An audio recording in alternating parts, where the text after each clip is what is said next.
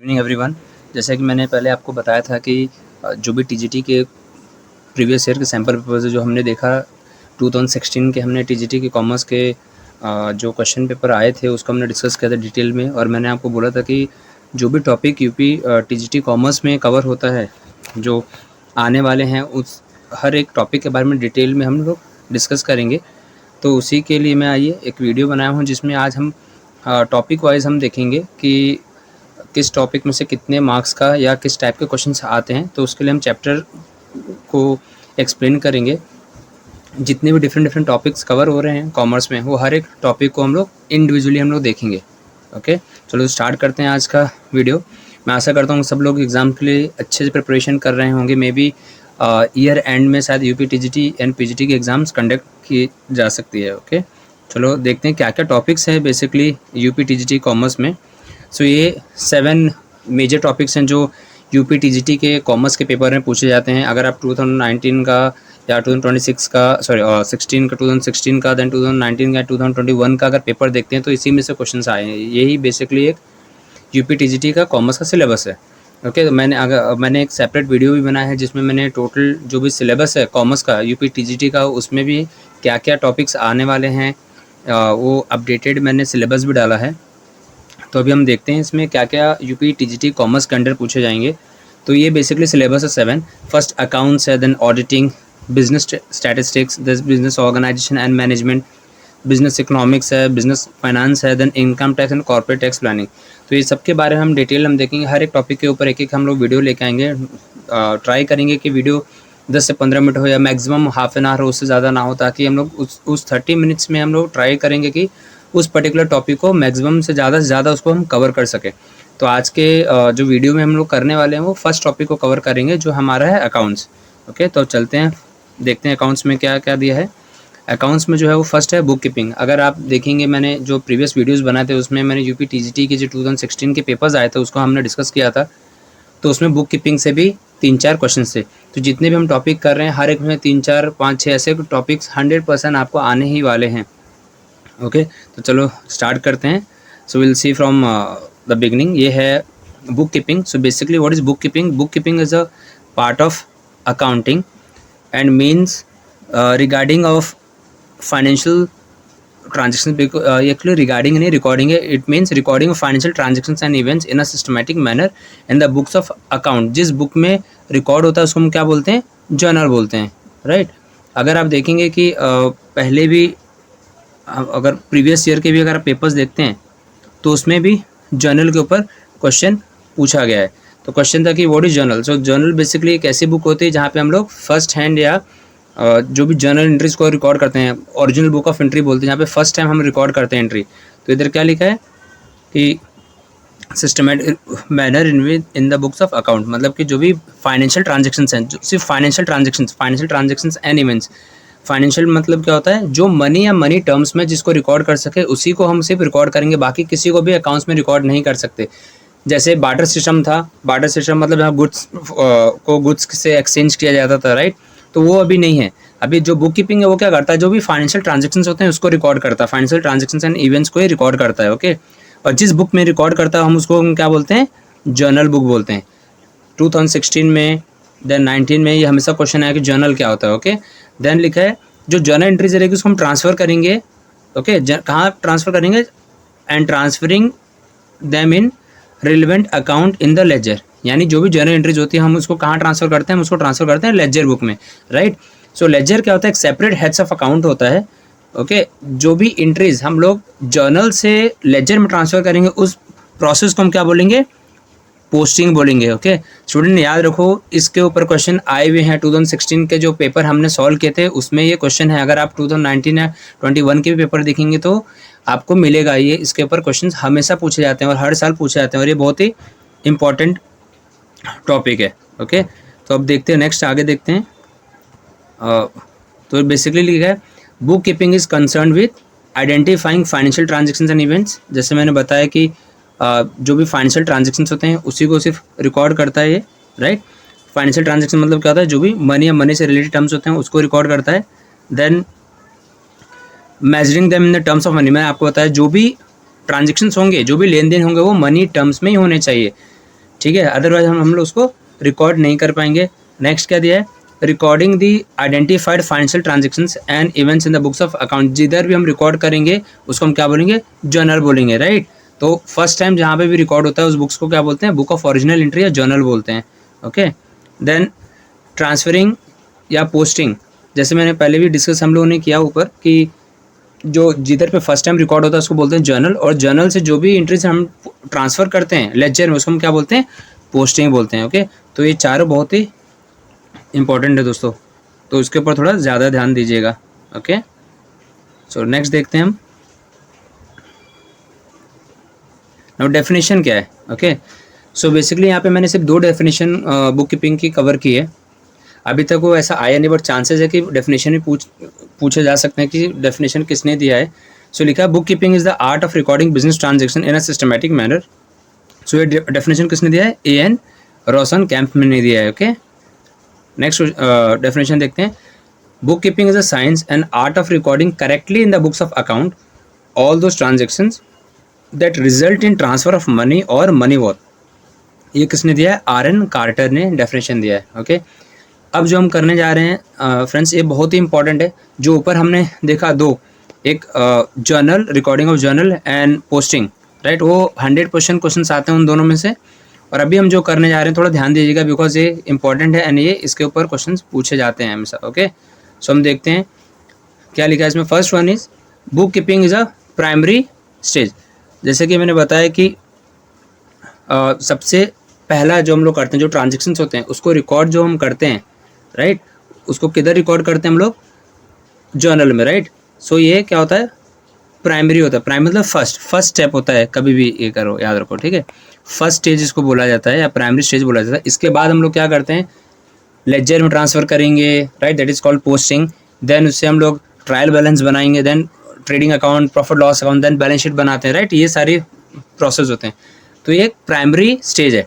Book keeping and accounting में बहुत ही difference है फ्रेंड्स, याद रखो कि जो भी बुक कीपिंग होता है प्राइमरी स्टेज होता है, इससे हम लोग अकाउंटिंग बनाते हैं, ओके। सेकंड लिखा है objectives of book keeping is to maintain systematic record of financial transaction. याद रखो हमेशा, हर जगह मैंने ये वर्ड यूज़ किया है, हमेशा फाइनेंशियल ट्रांजेक्शन या इवेंट्स को ही ये रिकॉर्ड करेगा, राइट। कभी भी गुड्स को अगर गुड्स से एक्सचेंज करेंगे तो वो ट्रांजेक्शन को कभी हम रिकॉर्ड नहीं कर सकते।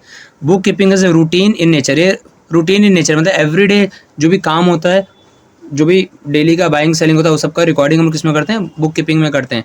एंड लिखा है does not require special skills, okay. इसमें कोई स्पेशलाइज स्किल्स की ज़रूरत नहीं होती।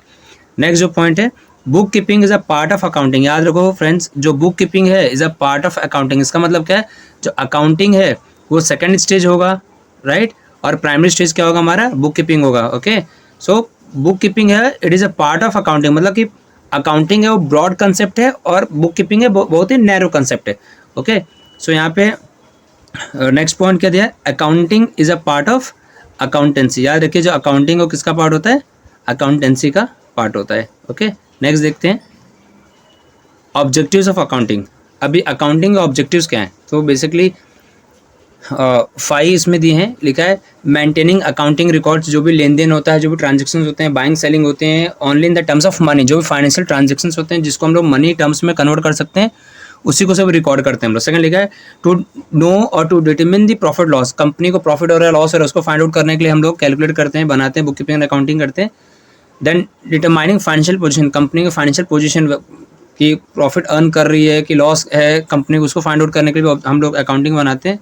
देन फैसिलिटेटिंग मैनेजमेंट को हेल्प करने के लिए भी, डिसीजंस लेने के लिए भी हम लोग अकाउंटिंग बनाते हैं। Then providing accounting information to the users, जो भी अकाउंटिंग इन्फॉर्मेशन के यूजर्स होते हैं उनको भी ये हेल्प करती है कि अकाउंटिंग इन्फॉर्मेशन प्रोवाइड कर सके, ओके। नेक्स्ट देखते हैं जो बहुत ही इंपॉर्टेंट है दोस्तों, हर साल इसमें से क्वेश्चंस 2 या 3 क्वेश्चंस हमेशा पूछे गए हैं। 2 या अगर 4 क्वेश्चंस आ रहे हैं तो मतलब समझो 10 मार्क्स, बिकॉज एक क्वेश्चन कितना कैरी करता है, 2.5 मार्क्स, राइट। तो अगर 4 क्वेश्चन इस टॉपिक में से आ रहे हैं मतलब आपके 10 मार्क्स हो जाते हैं, राइट। तो स्टार्ट करते हैं फर्स्ट वन। ये सारे बेसिक अकाउंटिंग टर्म्स के अंडर आएंगे जो बुक कीपिंग के पार्ट हैं। सो फर्स्ट लिखा है इवेंट। इवेंट क्या होता है, is a business event that impacts the ledger account balance. Event मतलब क्या होता है, वो सारी चीज़ जो भी जिसमें भी हम लोग जिसको भी हम लोग लेन देन रिकॉर्ड करते हैं। फॉर एग्जांपल जैसे कि रॉ मटेरियल फॉर प्रोडक्शन या क्रॉस प्रॉफिट या नेट प्रॉफिट, ये सारी चीज़ें होती हैं जो हमारे अकाउंट बैलेंस को रिफ्लेक्ट करते हैं, तो इवेंट्स में आएंगे। ट्रांजेक्शन्स क्या होते हैं? जो भी लेन देन होता है, ट्रांजेक्शन्स बेसिकली क्या होता है? एक्सचेंज ऑफ मनी, गुड्स और सर्विसेज बाय एन एंटिटी। जो भी कंपनी गुड्स को एक्सचेंज करेगा तो उसको मनी मिलेगी, राइट, या सर्विसेज को एक्सचेंज करेगा उसको मनी मिलेगा, तो उसको हम क्या बोलते हैं? ट्रांजेक्शन्स बोलते हैं। तो फॉर एग्जांपल ट्रांजेक्शन्स क्या हो सकता है? सेल ऑफ गुड्स या परचेज ऑफ गुड्स या रिसीव्स फ्रॉम द डेटर्स या payment to the creditors, right, वो सारी चीज़ें ट्रांजेक्शन्स के अंडर आएंगी। देन नेक्स्ट लिखा है वाउचर्स। लास्ट ईयर भी वाउचर के ऊपर क्वेश्चन एक आया था, 2016 में भी वाउचर के ऊपर क्वेश्चन आया था। वाउचर बेसिकली क्या होता है? ये दो पार्ट में एक तो डिवाइडेड है। पहला लिखा है source voucher and accounting voucher. Source voucher क्या होता है? It is an evidence of transactions being taken place. Voucher क्या होता है? जैसे कि अगर हम कोई भी सामान, कोई भी कुछ परचेस करते हैं कोई भी शॉप से, राइट, तो जब भी शॉप से कुछ परचेस करते हैं तो हमको एक वो बिल देता है, राइट। सो बिल जो बेसिकली होता है वो हमारा सोर्स बन जाता है। सोर्स मतलब एविडेंस हो जाता है कि प्रूफ है कि हाँ हमने वहाँ से कोई गुड्स परचेस किया है, right. So that is a source voucher. So source voucher is an evidence of transactions having being take place, यानी कि हम लोगों ने वहाँ से परचेस किया, उसका एक एविडेंस बन जाता है। जो सेकंड है अकाउंटिंग वाउचर्स। अकाउंटिंग वाउचर्स क्या होता है? इट शोज अकाउंट और अकाउंट्स दैट आर डेबिटेड या credited and it is prepared on the basis of source voucher. इस सोर्स वाउचर से हमको अकाउंटिंग वाउचर बनाते हैं, जिससे हमको पता चलता है कि कौन से अकाउंट को हम डेबिट करना है और कौन से अकाउंट को हमको क्रेडिट करना है। दोस्तों आगे हम देखेंगे कि actually debit and credit basically होता क्या है, ओके। जब हम लोग सेकेंड पार्ट करेंगे जर्नल का करेंगे तो उसमें हम लोग जो रूल्स है, traditional rules and modern rules of accounting, उसमें हम सब डिटेल में देखेंगे। नेक्स्ट वन है कैपिटल। सो कैपिटल बेसिकली क्या होता है? क्लेम ऑफ द ओनर्स और प्रोप्राइटर। इसको हम बोलते हैं ओनर्स इक्विटी भी बोलते हैं। क्या बोलते हैं? ओनर इक्विटी भी बोलते हैं, ओके, या इसको नेटवर्थ भी बोलते हैं। या हम लोग कैपिटल कैसे कैलकुलेट कर सकते हैं? अगर कभी क्वेश्चन पूछा कि capital how we can calculate capital, तो असेट्स माइनस लायबिलिटी से भी कैपिटल को कैलकुलेट किया जा सकता है। आप लोगों ने अकाउंटिंग इक्वेशंस पढ़ा रहेगा, राइट। सो उधर भी असेट्स माइनस लायबिलिटी वाला ही फॉर्मूला बेसिकली रहता है। वहाँ पे क्या लिखते हैं हम लोग? Assets equals to liability plus capital, right. So capital को कैलकुलेट करने के लिए हम लोग क्या है फॉर्मूला लिख सकते हैं? Assets minus liability, okay. So ये बेसिकली क्या था? क्लेम ऑफ द ओनर या प्रोप्राइटर होता है। मतलब ये किसका होता है? जो ओनर होते हैं वो अपना फंड इन्वेस्ट करके बिजनेस को स्टार्ट करते हैं। तो हमने एक पढ़ा रहेगा सेपरेट लीगल एंटिटी, राइट। अभी आने वाले पार्ट सेम अभी कुछ स्लाइड्स में हम लोग देखेंगे कि ओनर्स या सेपरेट लीगल एंटिटी या बिजनेस एंटिटी क्या होता है। उसमें आपको समझ में आएगा कि कैपिटल और ओनर का डिफरेंस क्या है। बेसिकली असेट्स क्या होते हैं? वो सारे इकोनॉमिक रिसोर्सेज जो एक पर्टिकुलर कंपनी को, एंटिटी को या फर्म को कैश या कुछ अदर बेनिफिट्स प्रोवाइड कर सकें फ्यूचर में, उसको हम बोलते हैं असेट्स। फॉर एग्जांपल प्रॉपर्टीज़ हैं या कस्टमर्स हमारे डेटर्स होते हैं, राइट, वो सारे हम क्या होंगे? असेट्स होंगे। नाउ असेट्स को भी हम लोगों ने बहुत सारे डिफरेंट पार्ट्स में डिवाइड किया है। Basically there are 5 types of assets, but हम लोग देखते हैं जैसे फिक्स असेट्स है। फिक्स असेट्स में 2 टाइप के असेट्स आते हैं, टेंजिबल और इनटेंजिबल असेट्स। फिक्स असेट्स ऐसे असेट्स होते हैं जो एक कंपनी लॉन्ग टर्म के लिए यूज़ करता है and which is not meant for resale. For example plant, machinery, land, building, right. अब टेंजिबल फिक्स्ड असेट्स क्या होते हैं? ऐसे दोस्तों याद रखो, इसके ऊपर भी क्वेश्चन पूछा गया, टेंजिबल फिक्स्ड असेट्स के ऊपर, गुडविल के ऊपर क्वेश्चन पूछा गया था, टेंजिबल इनटेंजिबल के ऊपर। सो टेंजिबल फिक्स्ड असेट्स वो असेट्स होते हैं जिसका फिजिकल एग्जिस्टेंस होता है, जिसको हम लोग देख सकते हैं, जिसे टच कर सकते हैं। For example land, building, plant, machinery, computer, right, car, motor vehicles, वो सारे होंगे फिक्स्ड असेट्स में टेंजिबल फिक्स्ड असेट्स, राइट। अभी इनटेंजिबल फिक्स्ड असेट्स वो असेट्स होते हैं जिसका कोई भी फिजिकल एग्जिस्टेंस नहीं होता है। फॉर एग्जांपल जिसे हम लोग देख और टच नहीं कर सकते, जैसे कि कंपनी का जो गुडविल होता है, ट्रेडमार्क होता है, राइट, देन पेटेंट होते हैं, सॉफ्टवेयर्स होते हैं, वो सारे चीज़ों को हम देख नहीं सकते, बट वो कंपनी के लिए फिक्स्ड असेट्स हैं, बट उसको हम देख नहीं सकते, टच नहीं कर सकते, इसलिए हम उसको क्या बोलेंगे? Intangible fixed assets, okay. Then fixed assets के बाद आएगा करंट असेट्स। करंट असेट्स क्या होते हैं? ऐसे असेट्स जो एंटिटी अपना रीसेल के लिए यूज़ करती है, या ऐसे असेट्स जिसको हम लोग कन्वर्ट करते हैं कैश में और सेल कर देते हैं। तो जो भी हम बात कर रहे हैं, याद रखो फ्रेंड्स कि उसको हम लोग क्यों यूज़ कर रहे हैं? विच गिव्स कैश या बेनिफिट्स इन द फ्यूचर। उससे हमको क्या मिला? कैश मिल रहा है तो हमको बेनिफिट मिल रहा है, राइट। नेक्स्ट होता है लिक्विड एसेट्स। लिक्विड एसेट्स ऐसे एसेट्स होते हैं जो बहुत ईजिली या शॉर्ट पीरियड ऑफ टाइम में कैश में कन्वर्ट कर सकें, उसको बोलते हैं हम लोग लिक्विड एसेट्स। देन कुछ होते हैं वेस्टिंग एसेट्स होते हैं, ऐसे असेट जिसका विच है limited life and decrease in the value of extraction. For example mine जो होते हैं, कोयले की खान होती हैं या ऑयल जहाँ से हम लोग एक्सट्रैक्ट करते हैं, अगर वहाँ से पूरा कोयला अगर हमने निकाले तो उसकी वैल्यू 0 हो जाती है, that is called wasting assets. एक होता है फिक्टिशियस असेट्स। फिक्टिशियस असेट्स ऐसे असेट्स होते हैं जिनका एग्जिस्टेंस बेसिकली नहीं, फिजिकल एग्जिस्टेंस नहीं होता, but we record in the books of account, balance sheet में रिकॉर्ड करते हैं। और जो फिक्टिशियस असेट्स हैं उसका एग्जांपल है deferred revenue expenditure, for example advertisement expenses, right, वो सारी चीज़ें इसके अंडर आती है। नेक्स्ट है लायबिलिटी। सो बेसिकली लायबिलिटी क्या होता है? Claim of amounts against the entity और एंटरप्राइज। बेसिकली हम बोले तो उधार, एक कंपनी का उधार जो भी होता है उसको बोलते हैं लायबिलिटी, राइट। सो अगेन इसमें internal liability, external liability, long term liability, short term liability होती है। इंटरनल लायबिलिटी क्या होती है? लायबिलिटी टुवर्ड्स ओनर या प्रोप्राइटर, जो कंपनी के ओनर के को हमको पे करना है, राइट। कंपनी जब भी स्टार्ट करता है तो ओनर खुद का फंड लगा के बिजनेस को स्टार्ट करता है, यानी कंपनी बिकम्स लायबल टू पे मनी टू दी ओनर या proprietor, right, that is called internal liability. External liability क्या होता है? जहाँ से हम लोग लोन बाहर से अगर लेते हैं, राइट, तो अगर हम शॉर्ट टर्म के लिए ले रहे हैं, विद इन 1 ईयर के लिए ले रहे हैं तो उसको करंट लायबिलिटी बोलेंगे, और अगर मोर देन 1 ईयर का रीपेमेंट टाइम होगा उसको हम लॉन्ग टर्म या नॉन करंट लायबिलिटीज बोलेंगे। देन एक थर्ड आता है कंटीजेंट लायबिलिटी। कंटीजेंट लायबिलिटी जो होता है बहुत ही इंपॉर्टेंट है friends, contingent liability, okay. Contingent liability बहुत ही इंपॉर्टेंट है बिकॉज इसमें क्या होता है कि ये ऐसे असेट्स लायबिलिटीज होते हैं जिसका लायबिलिटी होना या ना होना डिपेंड करता है फ्यूचर हैपनिंग्स पे, ओके। सो टाइप की लायबिलिटीज होती हैं सब। नेक्स्ट हम देखते हैं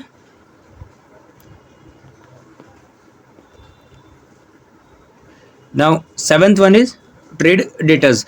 ये बेसिकली कस्टमर्स होते हैं कंपनी के, ओके, जो कंपनी से क्रेडिट में सामान खरीदते हैं, जिसे हम लोग क्रेडिट सेल करते हैं और वो हमको रुपए देंगे, that is called trade debtors. Trade creditors क्या होते हैं? एक ऐसे एंटिटी या पर्सन जिससे हम लोग ने उधार में परचेस किया है, राइट, तो उनको हमको पे करना है, तो ये हमारे लिए लायबिलिटी होता है। जो ट्रेड डेटर्स वो हमारे लिए असेट्स होता है। परचेज क्या होता है? It is a purchase of goods to be sold in the ordinary course of business.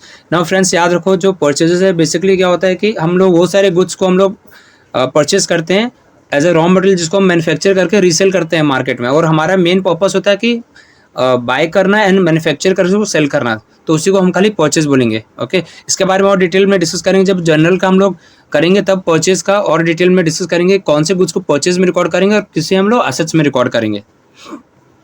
Now cell क्या होता है? किसी भी गुड्स को सेल करना and ordinary course of business को बोलेंगे।